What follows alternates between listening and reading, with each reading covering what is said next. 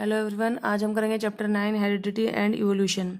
इस चैप्टर में हेरिडिटी के बारे में पढ़ेंगे जो मतलब एक ऑर्गेनिज्म से दूसरे ऑर्गेनिज्म्स में जो भी डीएनए कॉपी होके जा रहा है वो उससे क्या क्या इनहेरिट कर रहा है। पेरेंट्स से जो ऑफस्प्रिंग है, जो बच्चा है, वो क्या क्या इनहेरिट कर रहा है, डीएनए से क्या क्या कॉपी होके जा रहा है, वो सारी चीजें पढ़ेंगे।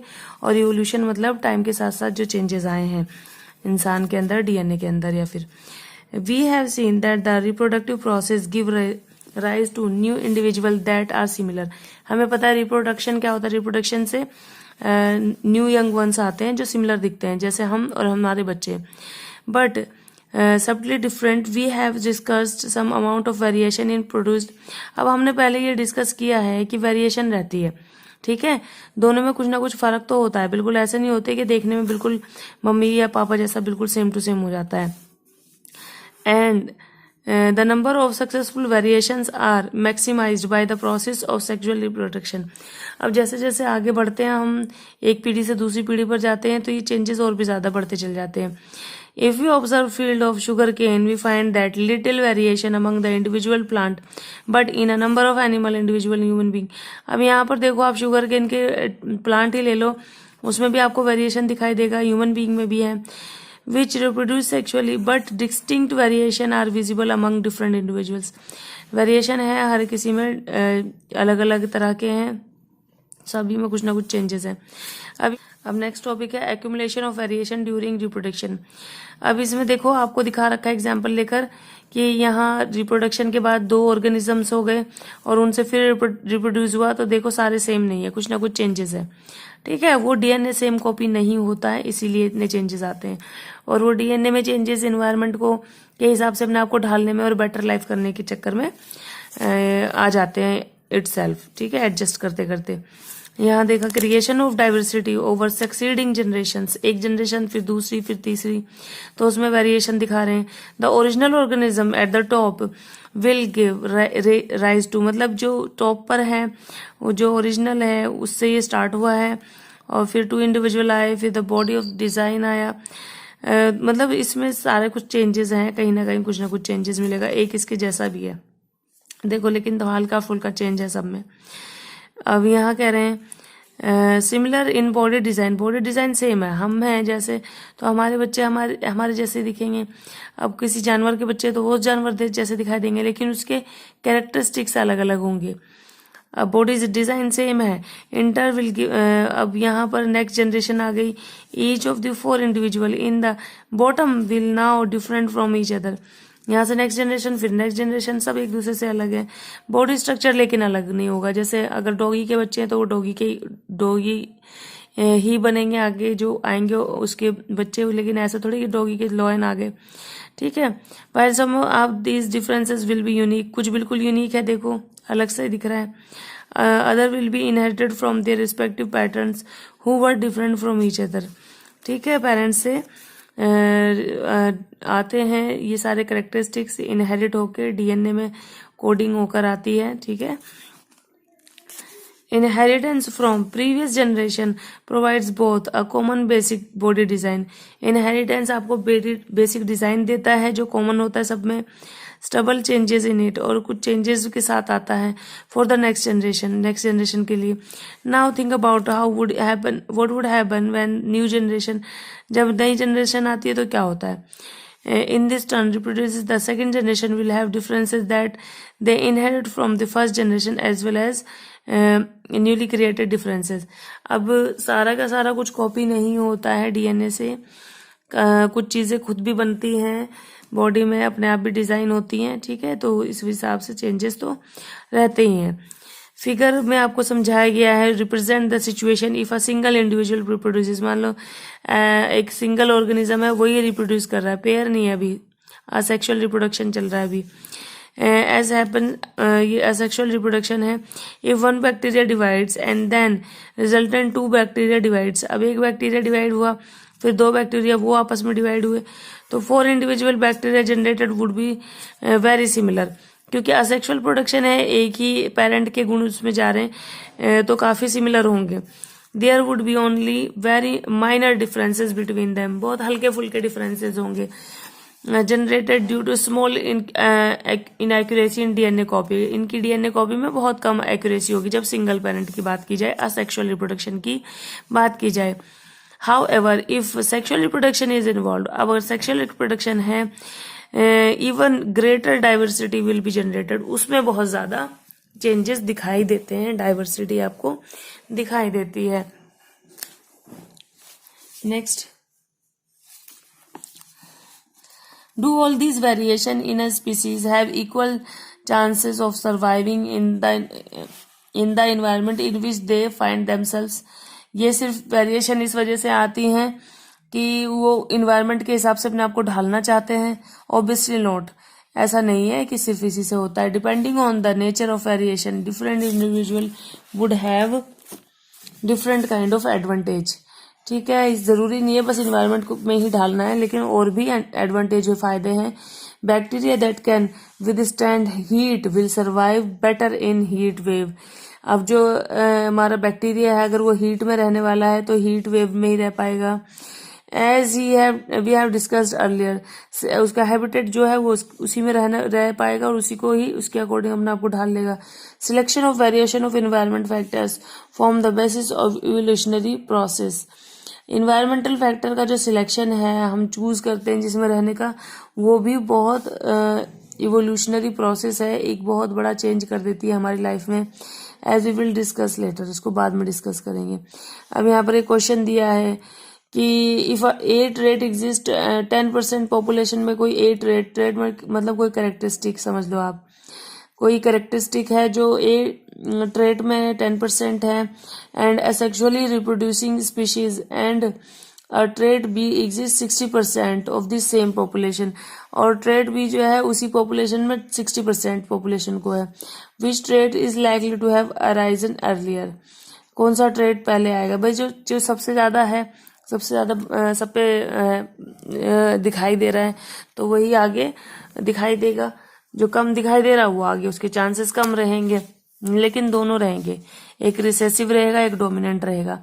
ये नहीं है कि अगर पापा लंबे हैं और मम्मी छोटी है तो सारे बच्चे छोटे छोटे हो जाएंगे या लंबे लंबे हो जाएंगे।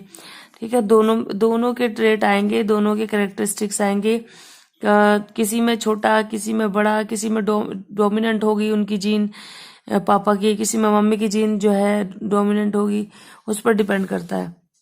How does creation of variations in a species promote survival. अब यहाँ जो वेरिएशन आती है उसी से सर्वाइवल कैसे आता है।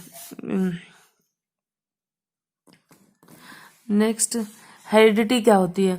The most obvious outcome of reproductive process still remain the generation of individual of similar design.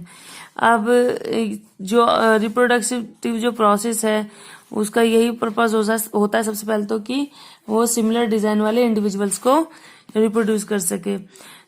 तो obviously outcome the rule of heredity determines the process by which trait or characteristics are reliably inherited। अब जो inheritance है, जो inheritance के जो rule है वो यही है कि जो कैरेक्टरिस्टिक्स हैं, जो क्वालिटीज है, रिलायबिलिटीज हैं, वो अच्छे से इनहेरिट हो जाए, पहुंच जाए अगली जनरेशन में। अब इसको क्लोजर लुक से देख रहे हैं। इनहेरिटेड ट्रेट कौन से होते हैं? जैसे किसी के कान बड़े हैं या नोज बड़ी हैं तो वो अगर वही चीज बच्चे में आ जाती है, आगे जाके ऑफस्प्रिंग में आ जाती है, तो वो उसका इनहेरिटेड ट्रेट है, मतलब उसको वो जेनेटिकली मिला है। ठीक है, दो होते हैं, एक तो इनहेरिटेड ट्रेट होता है, एक एक्वायर्ड होता है।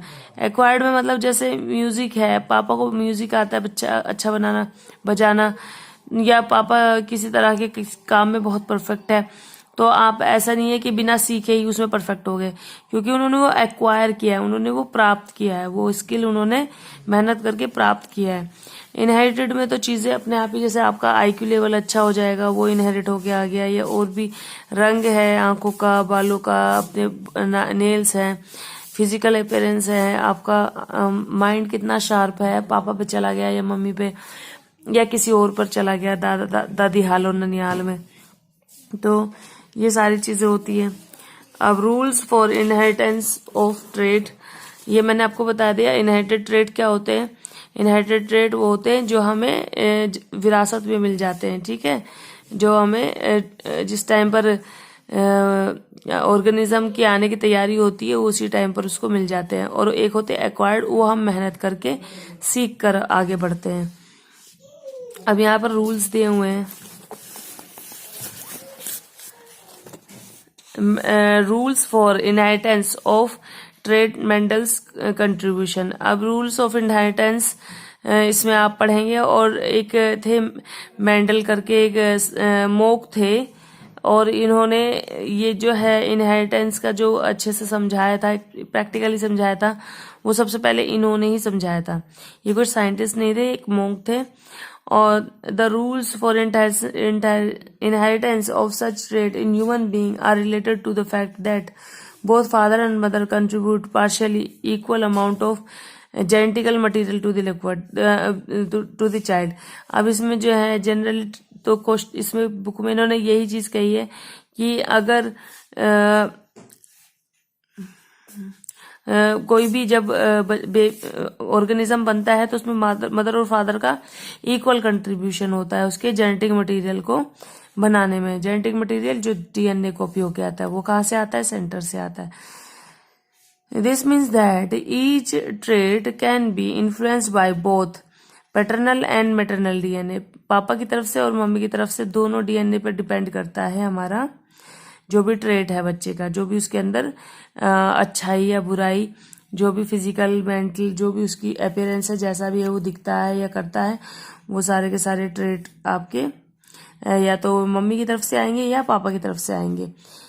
Thus for each trait there will be two reasons in each child what will then the trait send। अब ये वही सारा कुछ बता रहे हैं कि अब इसमें यही आपको समझाया जाएगा कि मदर और फादर है दोनों, उनसे क्या पॉसिबिलिटी होगी कि हाँ अब जो नेक्स्ट जनरेशन आएगी, नेक्स्ट जो बेबी ऑर्गेनिज्म आएगा वो किस तरह का दिखेगा, किसके जैसा दिखेगा, हाइट वगैरह सब कैसी होगी। तो ये हम पहले से नहीं बता पाएंगे ये चीजें। तो यहाँ इन्होंने एक जो मैं मोंक बता रही हूँ थे ग्रेगर जॉन मेंडल करके, इन्होंने ये गुत्थी सुलझाई थी, ठीक है। इन्होंने क्या किया, एक्सपेरिमेंट किया, और किस पर किया? मटर पर, ठीक है। मटर पर किया। क्यों किया मटर पर, इंसानों पे क्यों नहीं किया? क्योंकि मटर जो होता है ना, हमारा पी जो होता है, उसकी शॉर्ट लाइफ होती है काफी, और ये बहुत ईजी है कि उसके 6-7 जनरेशन को एक के बाद एक इसलिए हम स्टडी करते जाएं। ह्यूमन बीइंग में तो इतने सारे नहीं कर पाएगा, ये ज्यादा से ज्यादा 3 जनरेशन 2 जनरेशन देख लेगा, ठीक है। जैसे अपनी हो गई, अपने पेरेंट्स की होगी, अपने बच्चों की होगी, ये सारी जनरेशन देख पाएगा। लेकिन इसमें इन्होंने बहुत सारी जनरेशन देख ली इनकी बहुत शॉर्ट टाइम में, और इसीलिए इस प्लांट को इन्होंने चूज किया। Mental use a number of contrasting visible characteristics garden pea जो नॉर्मल हमारे मटर होते हैं वो वाली पी, उस पर एक्सपेरिमेंट किया। राउंड रिंकल्ड शीड कैसी है, राउंड है, रिंकल्ड है। टॉल शॉर्ट प्लांट की हाइट कैसी है। वाइट और वायलेट फ्लावर्स भी 2 तरह के आते हैं, वाइट और वायलेट कलर के। ये सारी जो खूबियां थी उन सब के ऊपर उन्होंने डिटेल में स्टडी करके कंक्लूजन्स दिए हैं कुछ। He took pea plant with different characteristics. अब उन्होंने जो पी प्लांट लिए हैं वो उनके कैरेक्टरिस्टिक्स अलग अलग हैं। A tall plant and a short plant, एक टॉल और शॉर्ट लिया है, ठीक। उससे क्या निकल कर आया है? All tall plants. अब इसमें डोमिनेंट और रिसेसिव एक आप टर्म समझो। डोमिनेंट वो जो दूसरे को बिल्कुल दबा ले, ठीक है, अब उसको अपनी ही मनवानी है। और रिसेसिव वो कि वो है तो लेकिन वो दिखाई नहीं दे रहा है। मान लो यहाँ पर देखो ये टॉल है और ये जो शॉर्ट है वो रिसेसिव है, और मान लो इसको मैंने कह दिया कि ये है डोमिनेंट, ठीक है। डोमिनेंट मतलब जो अपनी अपनी चलाता है, ये हमारा डोमिनेंट है और ये हमारा रिसेसिव है, तो सारे के सारे डोमिनेंट होंगे। लेकिन इनके अंदर ध्यान रहे, यहाँ पर दोनों जो आपके पास है ये टी लिखे हुए हैं, तो दोनों, इसका मतलब यहाँ चांस ही नहीं है कि अगर इसकी कोई जनरेशन आए तो उसमें वो टॉल ना हो।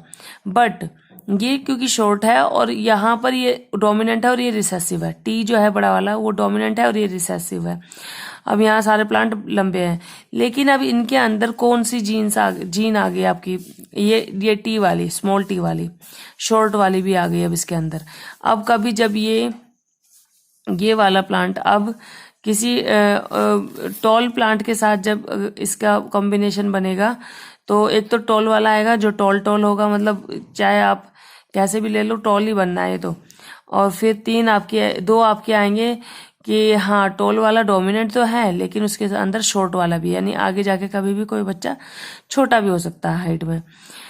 तो यहाँ पर और शॉर्ट ले लिया इन्होंने, बहुत शॉर्ट ले लिया। अब यहाँ देखो क्या कॉम्बिनेशन बना है, ठीक है। इस तरह से इसमें कॉम्बिनेशन बना बना कर पड़ा है। इसके कई सारे कैरेक्टरिस्टिक्स, 7 कैरेक्टरिस्टिक्स पर काम किया गया, 7 ट्रेड्स पर काम किया गया। पीस के जो 7 ट्रेड है उनको स्टडी किया गया अच्छे से। और सेक्स डिटर्मिनेशन, बच्चा लड़का होगा कि लड़की होगा, ये तो आपने पहले भी छोटी क्लासेस में पढ़ा होगा कि आपके जो मेल है वो इस चीज़ के लिए रिस्पॉन्सिबल है कि whether the child will be female और मेल। अब यहाँ फीमेल के अंदर तो सिर्फ दोनों जो आपके क्रोमोसोम्स होते हैं वो वाई वाई होते हैं, लेकिन एक्स यहाँ पर आपके मेल में दोनों होते हैं, एक्स बी और वाई बी, ठीक है। जब आप इनमें से जो भी मेल वाला आकर मिलेगा, मतलब मेल वाला जो आपका गैमेट है वो फीमेल वाले से आकर मिलेगा, जो तो एक्स वाला मिलेगा तो गर्ल होगा और वाई वाला मिलेगा तो बॉय होगा, ठीक है। तो ये जाइगोट है और इसके बाद एम्ब्रायो बनता है, ऐसे कुछ चलता है। ये वाला पार्ट इसमें डिलीटेड है। इवोल्यूशन से आगे आपको नहीं पढ़ना, सिर्फ आपको हेरिडिटी पढ़ना है। इस चीज़ को बहुत डिटेल में पढ़ना है। जो इन्होंने एक्सपेरिमेंट किया था, उनके एक्सपेरिमेंट में जो उन्होंने 7 ट्रेट्स लिए थे, 7 कैरेक्टरिस्टिक्स लिए थे, उसको स्टडी कर लेना। बाकी मैं एक बार आपको एक्सप्लेन कर दूंगी बाद में। इसके क्वेश्चन आंसर सिर्फ और सिर्फ इन हेरिडिटी से रिलेटेड करने हैं।